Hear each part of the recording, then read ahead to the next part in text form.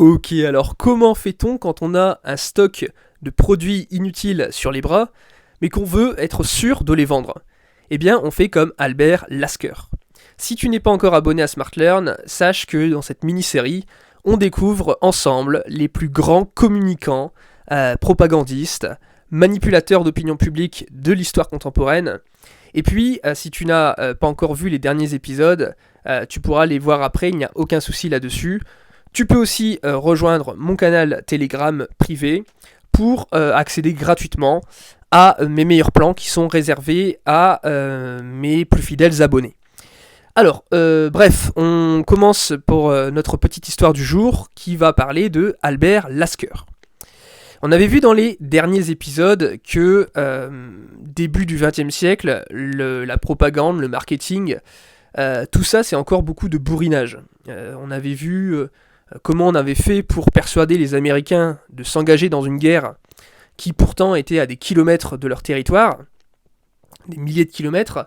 Là on va être toujours de plus en plus subtil avec les communicants à venir.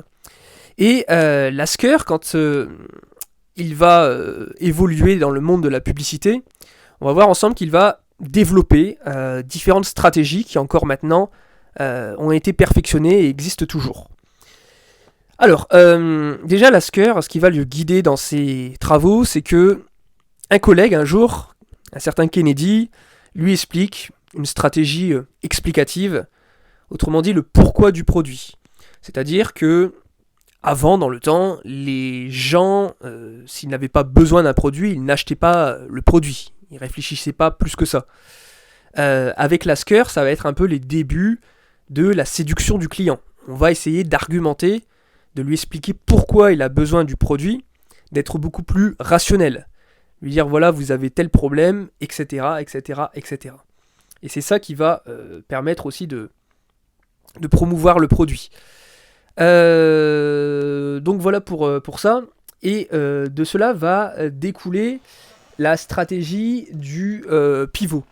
Le pivot finalement c'est un peu comme en industrie pharmaceutique. Quand tu as le bonheur de enfin trouver une molécule qui a des propriétés ultra intéressantes, qu'elle est commercialisée pour une certaine pathologie, tu te dis est-ce que ça peut pas aussi nous servir pour une autre pathologie voisine? Et bien là c'est le même principe et ça commence au début de sa carrière lorsqu'un grand industriel qui fabriquait du PQ avant la guerre, qui pendant la guerre a dû se reconvertir d'urgence dans la fabrication de pansements, se retrouve avec tout du stock inutilisé sur les bras. C'est là que Lasker va dire on va en faire des serviettes hygiéniques. Et comment on fait pour les promouvoir ? Eh bien, il va aller dans les écoles, auprès des jeunes filles pour expliquer l'importance de l'hygiène intime, etc. Il va créer l'emballage anonyme, autrement dit l'emballage neutre, pour ne pas que l'on voit ce qu'il y a à l'intérieur, pour justement rassurer les clients, les consommateurs de produits plus délicats. Et puis il va aussi mettre en place le distributeur automatique avec toujours des tarifs ronds pour ne pas avoir à se prendre la tête sur de la monnaie à rendre, etc. Donc ça c'est la première stratégie, celle du pivot. Il va aussi l'utiliser pour la fameuse marque Kleenex. Qu'est-ce que c'était Kleenex à la base ? C'était juste des papiers démaquillants. C'est Lasker qui va dire vous avez du mal à les vendre, ce qu'on peut faire c'est qu'on peut en faire des mouchoirs jetables, et là, indépendamment du sexe, voilà, ça va se vendre comme des petits pains. Effectivement, il avait vu juste. Donc voilà pour la stratégie du pivot, je pense que tu as bien compris. Et à cela va s'ajouter la stratégie multicanal. Je vais juste regarder si je n'ai pas oublié de choses, mais voilà, je t'ai à peu près expliqué tout. Il va faire ses preuves en étant responsable de la candidature d'un candidat présidentiel à l'époque qui est Harding. Il sera futur président des États-Unis. Mais là, Harding, pour candidater, il faut qu'il soit innovant. Et ce que Lasker appelle finalement l'identité distinctive, ça va être tout le challenge de faire passer son candidat, qui à première vue n'a rien d'extraordinaire, pour un produit extraordinaire aux yeux des électeurs. Donc, un petit peu comme tu connais certainement les Martines. Martine va à la pêche, Martine va à la chasse, Martine fait du cheval. Et bien là, Lasker va reprendre cette stratégie en fait en publiant sur tous les réseaux à sa disposition des images de Harding. C'est-à-dire qu'on aura Harding va à la pêche, Harding reste à la maison, Harding monte à cheval. Et alors ça va te paraître un peu stupide, mais il faut se dire qu'à l'époque, c'est quelque chose de complètement novateur. C'est la première fois qu'on fait d'un candidat un espèce de produit que on diffuse son image, que ce soit à la radio, à la télé, pas encore à la télé, mais dans les journaux, etc. Là, c'est vraiment novateur. Et il faut te dire que finalement, puisque l'histoire se répète, c'est toujours un peu les mêmes concepts qui vont permettre aussi les élections de futurs présidents bien des décennies après. Je pense par exemple à la saga des Kennedy, les Kennedy qui étaient vraiment les maîtres au niveau de l'image, qui vendaient du glamour aux gens. Eh bien, il faut savoir que Harding l'avait plus ou moins introduit cette notion bien des années auparavant. La seule différence, c'est que Harding était un peu moins sexy, et justement, le slogan de sa campagne, c'était « Retour à la normalité ». Et un petit peu comme en France avec François Hollande, l'argument phare qui a permis de l'élire, c'est être un président normal.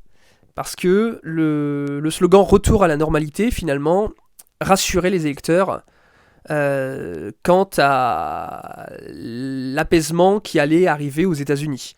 On voulait dire, voilà, vous avez souffert pendant la guerre, mes prédécesseurs vous ont envoyé au front, avec moi ça sera retour en temps de paix, et voilà, et on sera posé, on ira à la pêche, on ira faire des courses, etc. etc.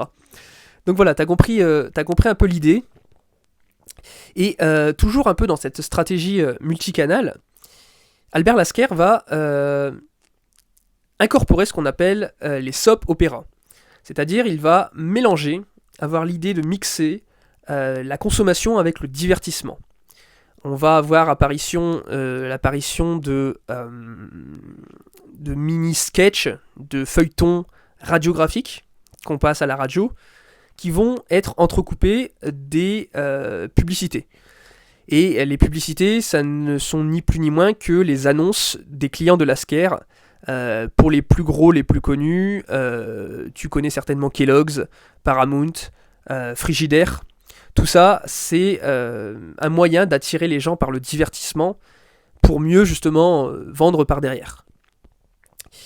Il faut savoir que cette stratégie du soap opéra, alors on dit soap parce que c'est en général des annonces de savon qui étaient passées pendant ces sketchs, entre ces sketchs.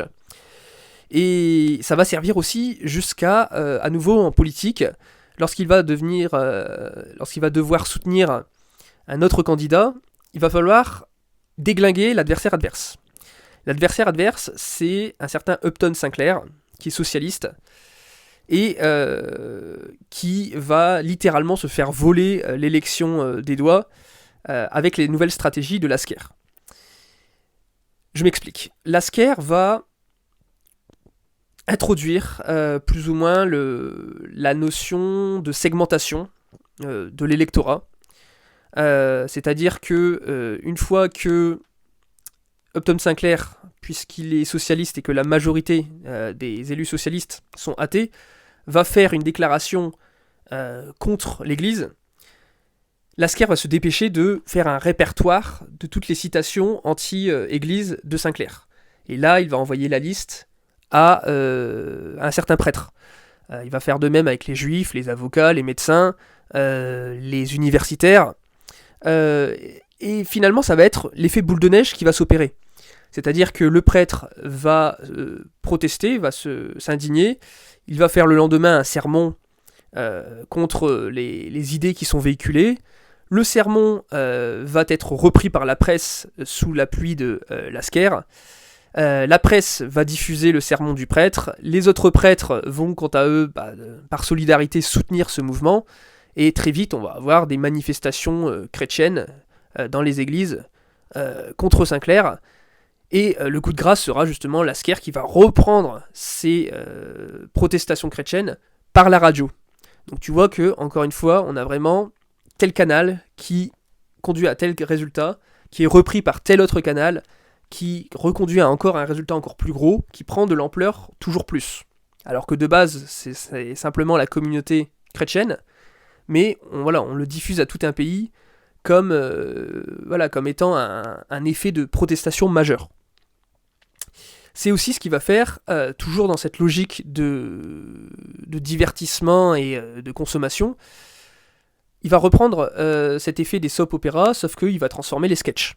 C'est-à-dire que les deux petits Afro-Américains qui amusaient le public des années avant, maintenant, ça sera une famille, admettons la série The Bennetts, qui, dans un sketch, va pleurer de ce qui se passe si jamais Sinclair arrive au pouvoir.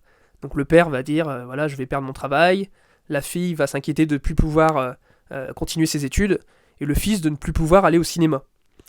Donc voilà, tu comprends bien, avec cet effet convaincant finalement sur les masses, que le socialiste va perdre, et ça va aller même jusqu'à très loin, parce que, pour la petite anecdote, à la base, tout ce qui était les vagabonds aux États-Unis, dans ce temps-là, c'était plutôt caca. On n'y touchait pas, on refusait le contact.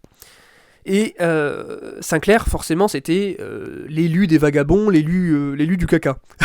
Donc, ce qu'on faisait, ce que Lasker a fait, c'est qu'il a engagé les acteurs, les mêmes acteurs que dans sa série, et il les a grimés en vagabonds et leur a fait porter des pancartes de Sinclair pour le soutenir, ce qui n'a pas manqué ensuite de propager ça dans les journaux. Donc ça a marché pendant un temps, jusqu'à ce qu'on reconnaisse un des acteurs, et finalement Lasker va se dire, c'est pas grave, si ça ne marche pas d'un sens, on va essayer dans l'autre. Donc stratégie pivot, on va payer des vrais vagabonds pour soutenir Sinclair. Et c'est ce qui va se passer, et encore une fois, on va relayer ça dans la presse, et ça ne va pas rassurer forcément les citoyens d'alors qui ne voteront pas pour Sinclair. Voilà comment finalement, avec des stratégies pareilles, on récapitule la stratégie omnicanal, le pivot, et puis la stratégie divertissement-consommation, que Lasker va devenir un grand publicitaire, va mourir riche, avec une collection inimaginable de peintures abstraites, et puis surtout va continuer de faire vivre sa société, même après sa mort, qui est devenue maintenant célèbre. Voilà, je te laisse et je te retrouve pour un très prochain épisode sur les grands communicants de l'histoire moderne, l'émergence des plus grands concepts en communication, d'entreprise ou stratégie politique. Et puis, si jamais tu souhaites me faire part d'une idée de sujet, une question dans les commentaires, il n'y a aucun souci, je ferai du mieux pour te répondre. Voilà, je te retrouve très bientôt et je te dis à très bientôt. Allez, ciao.